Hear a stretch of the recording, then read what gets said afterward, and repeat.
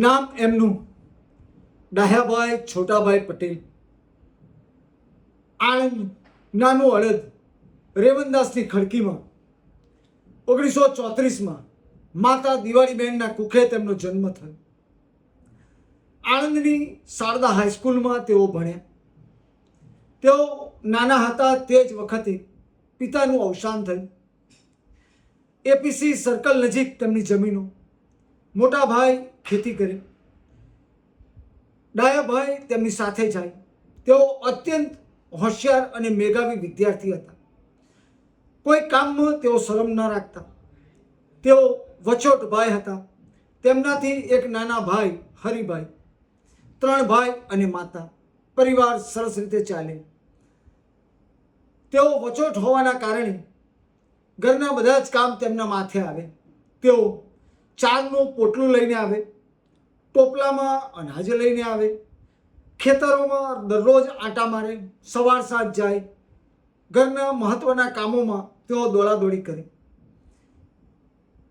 આ દોડાદોડી વચ્ચે તેઓ મન મૂકીને ભણ્યા. તેમને ખબર હતી કે મારે શું કરવાનું છે. તેઓ ભણ્યા, એટલું સરસ ભણ્યા, અહીંયા તબીબ થયા અને પછી પરિવારની મદદથી FRCS થવા માટે તે જમાનામાં લંડન ગયા. બ્રિટિશ શાસનમાં તેઓ FRCS થયા અને ભારત આવ્યા. આઝાદી તો આવી ગઈ હતી. અહીંયા એવા કોઈ દવાખાના નહોતા, એટલે તેમણે વાટ પકડી મુંબઈની. મુંબઈમાં ત્યારે ભાટિયા હોસ્પિટલનું બહુ મોટું નામ. તેઓ ત્યાં જોડાયા અને ત્યાં કામ કરવા લાગ્યા. અહીંયા મોટા ભાઈ કેશવભાઈ અને નાના ભાઈ હરિભાઈ અને માતા દિવાળીબેન રહી. શરૂઆતમાં તેઓ દર શનિ રવિ આણંદ આવે. બંને ભાઈઓને મળે, માતાને મળે. 1-2 વખત તેઓ આવ્યા.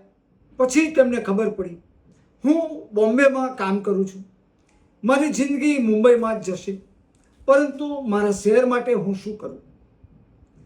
તેમણે પોતાના મિત્રોને વાત કરી અને ત્યારે એક ઝબકારો તેમને થયો કે આપણે આણંદના લોકોને પેટની બીમારીઓ માટે કોઈ સારા તબીબ નથી. તે વખતે પેટ્રિક ઇમાનુએલનું દવાખાનું ચાલતું. એ સિવાય બીજા કોઈ નિષ્ણાત ડૉક્ટરો નહોતા. એટલે તેમણે નક્કી કર્યું હું જેને પણ એપેન્ડિક્સ અથવા પેટની જે કંઈ બીમારી છે તેના ઓપરેશન બિલકુલ મફત આણંદ નગરપાલિકા હોસ્પિટલમાં કરીશ. આ ધ્યેય સાથે તેઓ પાછા મુંબઈ ગયા અને પછી મહિનામાં 2 વખત, ઘણી વખત 3 વખત અને ઘણી વખત 4 વખત આવતા.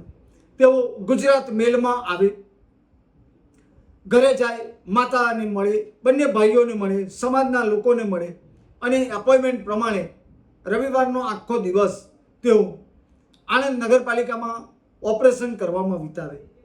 નગરપાલિકાના તે વખતના તબીબોએ પણ જેને પણ જટિલ ઓપરેશન હોય પેટનું તેની યાદી બનાવી રાખી હોય. તે યાદી તેઓ કોઈ પણ રીતે ડૉક્ટર DC પટેલને મોકલે. તેઓ ત્યાંથી અભ્યાસ કરી લે, ફોનથી માહિતી મેળવી લે અને પછી અહીંયા આવે. આ રીતે તેમણે આણંદના લોકોની ઘણી બધી સેવા કરી. 1973નું વર્ષ આવ્યું. મુંબઈમાં હાલની જે સૌથી ફેમસ હોસ્પિટલ છે જસલોક હોસ્પિટલ, તેના તેઓ પાયોનિયર તબીબ બન્યા અને 1973માં એ હોસ્પિટલ શરૂ થઈ ત્યારથી તેઓ છેક સુધી ત્યાં જ રહ્યા. ત્યાર પછી મુંબઈની અન્ય ખ્યાતનામ હોસ્પિટલોમાં પણ તેઓ સેવા આપવા લાગ્યા. તેમનું નામ અત્યંત ઊંચું થઈ ગયું. અમિતાભ બચ્ચનને 1982ના વર્ષમાં જ્યારે અકસ્માત થયો હતો તે વખતે ડૉક્ટર દસ્તુર અને ડૉક્ટર ભણસાલીએ તેમની સેવા કરી હતી. તે વખતે તેઓ પણ તેમની સાથે ગયા હતા. તેમનું નામ એટલું બધું ઊંચું હતું કે ભારતભરની કોલેજો, મેડિકલ કોલેજોમાં પરીક્ષા લેવાની હોય, કોઈ સ્પેશિયલ લેક્ચર આપવાનું હોય તો DC પટેલને ફરજિયાત બોલાવવામાં આવતા. તેઓ એકદમ ભલા માણસ હતા. તેઓ મુંબઈમાં સેટ થયા. ત્યાં જ કંડારીના ઉર્મિલાબેન સાથે તેમનું લગ્ન થયું. ઉર્મિલાબેનના પિતા મુંબઈ હાઈકોર્ટના નામાંકિત વકીલ હતા. આમ નામાંકિત પરિવારમાં તેઓ પરણ્યા હતા. તેમને 2 દીકરીઓ છે. આ બંને દીકરીઓ હાલમાં અમેરિકા સેટ થઈ છે. ડૉક્ટર ડીસી પટેલ, તેમને કોઈ આખા નામથી ન બોલાવે, માત્ર હુલામણું નામ ડૉક્ટર ડીસી પટેલ. આ નામથી જ તેઓ આણંદમાં નાના હળદ, મોટા હળદ અને આખા આણંદમાં ઓળખાય. ભલે તેમણે અહીંયા પ્રેક્ટિસ નહોતી કરી, પરંતુ શરૂઆતના ગાળામાં જ્યારે આ શહેરને તબીબની જરૂર હતી, નિષ્ણાત તબીબની જરૂર હતી, ત્યારે તેમણે જાતે જ મનથી નક્કી કરીને આણંદને જાણે થાણું બનાવ્યું હોય તેમ પોતાની નિઃશુલ્ક સેવાઓ આપી હતી. દોસ્તો, ડીસી પટેલ એટલે આપણા માજી પાલિકા પ્રમુખ વિજયભાઈ હરિભાઈ પટેલ, એટલે કે માસ્તરના સગા મોટા કાકા થાય. વિજયભાઈને જ્યારે પેટની તકલીફ પડી, લીવરમાં એમને પ્રોબ્લેમ થયો, ત્યારે તેઓ પણ મુંબઈ ગયા હતા અને તેમને મરવાની અણી ઉપરથી તેમના કાકા પાછા લઈ આવ્યા હતા. આ ઉપરાંત ગોપી ટોકીઝના માલિક મહેન્દ્રભાઈના દીકરા ચિરાગભાઈને પણ લીવરનો પ્રોબ્લેમ થયો હતો. ત્યારે મહેન્દ્રભાઈએ ડીસી પટેલને એક ફોન કર્યો. ડીસી પટેલે કહ્યું, ઓકે, તમે ચિરાગને લઈને આવી જાઓ, હું બધી જ વ્યવસ્થા કરું છું. અને દોસ્તો, ડૉક્ટર ડીસી પટેલે ચિરાગ મુંબઈ ઉતરે ત્યાંથી લઈ હોસ્પિટલમાં જાય ત્યાં સુધીની સેવાઓ ઉપરાંત તેમના રહેવાની, મહેન્દ્ર કાકાના પરિવારને રહેવા જમવાની, હોસ્પિટલની તમામ સેવાઓ તેમણે ઉપલબ્ધ કરાવી. તેમણે સ્પષ્ટ કહ્યું, મહેન્દ્રભાઈ, આપણે મિત્રો છીએ. હું તમારા ફાધરનો ખાસ અંગત મિત્ર હતો. હું ચિરાગનું ઓપરેશન જાતે નહીં કરું, કારણ કે એ મારાથી નહીં થાય. એટલે તેમણે ડૉક્ટર દસ્તુર અને ડૉક્ટર ભણસાલી, કે જેમણે અમિતાભની સેવા કરી હતી, તે બંને ડૉક્ટરો પાસે ચિરાગનું ઓપરેશન કરાવ્યું અને તે સક્સેસ ગયું.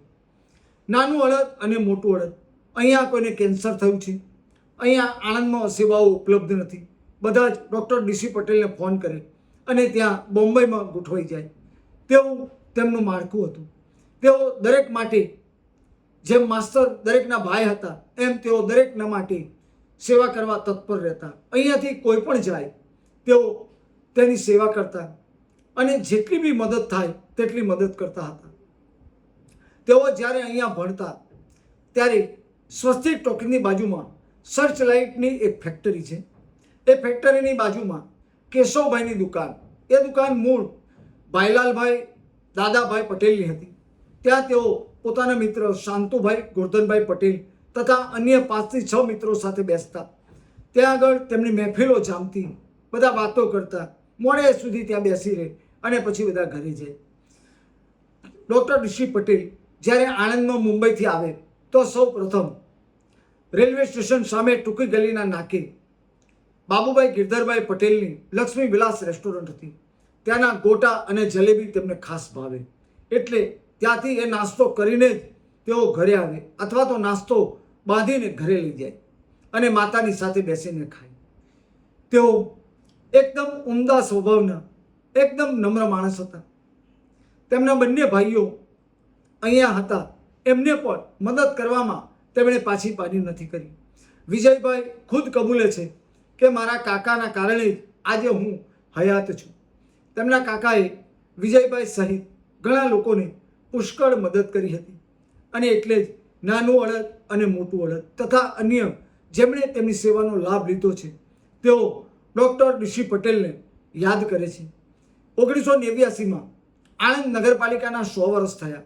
તે વખતે કેટલાક વ્યક્તિઓનું સન્માન કરવામાં આવ્યું હતું, જેમાં ડૉક્ટર ગોરધનભાઈ વકીલ, ડૉક્ટર ડીસી પટેલ અને અન્ય લોકો પણ હતા. પાલિકાએ તેમની સેવાઓને બિરદાવી હતી, કારણ તેમણે પાલિકાની હોસ્પિટલમાં લોકોના મફત ઓપરેશન કરી આપ્યા હતા.